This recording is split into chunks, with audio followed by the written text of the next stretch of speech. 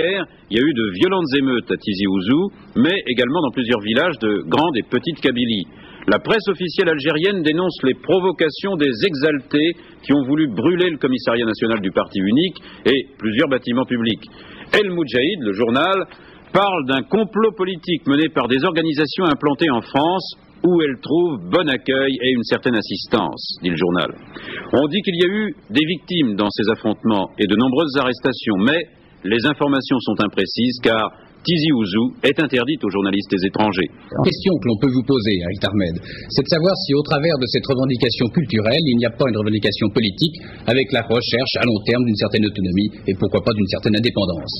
Écoutez, tout d'abord, je dois dire que je suis profondément bouleversé d'apprendre que le sang algérien est versé en Kabylie, que des centaines de jeunes sont enlevés, que de centaines de travailleurs, d'étudiants gisent dans les hôpitaux.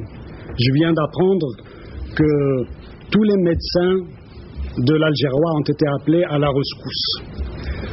Je dénonce le caractère fasciste de la répression devant des manifestations dont tout le monde s'accorde à dire qu'elles ont été pacifiques, qu'elles ont été non sectaires.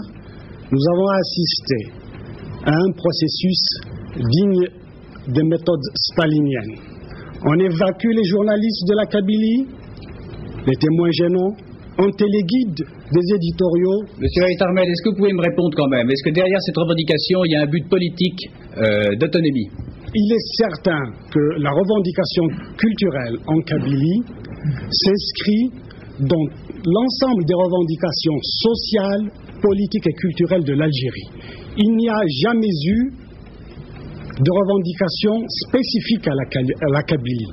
Si nous avons dénoncé le jacobinisme, la surbureaucratisation, c'est parce que nous considérions que le droit à l'autodétermination ne peut se réaliser sans une décentralisation, sans la possibilité pour les populations concernées d'édifier elles-mêmes les institutions culturelles, politiques et économiques de leur pays. Donc des revendications sociales uniquement, sociales et politiques, mais vous ne souhaitez pas un jour avoir plus d'autonomie, avoir, disons, un parlement kabyle? Vous savez, cela fait plus de 2 ans que nous faisons un travail de conscientisation en Algérie, où précisément, face à un univers de mythes, de slogans, je dirais, de tartufferie, qui a récupéré tous nos mots d'ordre et tous les mots d'ordre socialistes et révolutionnaires, nous avons opposé les mots d'ordre d'autonomie personnelle, c'est-à-dire autonomie individuelle,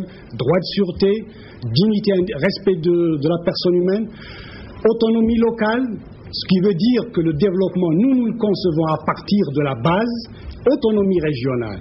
Parce que si nous sommes pour le régionalisme positif et démocratique, pour ramener le pouvoir au niveau populaire, nous dénonçons les régionalismes dont les appareils d'État sont devenus de véritables citadelles. Monsieur le gouvernement algérien vous accuse d'être manipulé par l'étranger.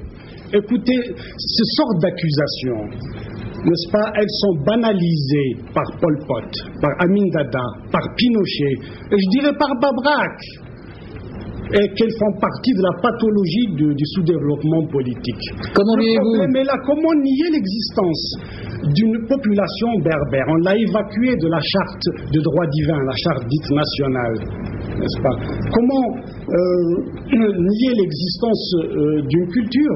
Algérien n'a pas, disons, d'héritage dynastique ou monarchique. Il est issu du droit à l'autodétermination. Et dès l'instant où ce droit a été confisqué, il y a une illégitimité originelle. Et les conséquences de cela a été la confiscation de toutes les libertés d'expression, d'organisation, de participation aux Algériens et aux Algériennes. Le rêve des Algériens, c'était à la fois la liberté et l'égalité. À partir du moment où on a reconnu l'islam comme religion d'État, l'islam, en tant que religion, n'a pas échappé à l'instrumentalisation systématique par le pouvoir. Les mosquées étaient devenues, comme au temps de la colonisation, des tremplins pour la propagande du régime.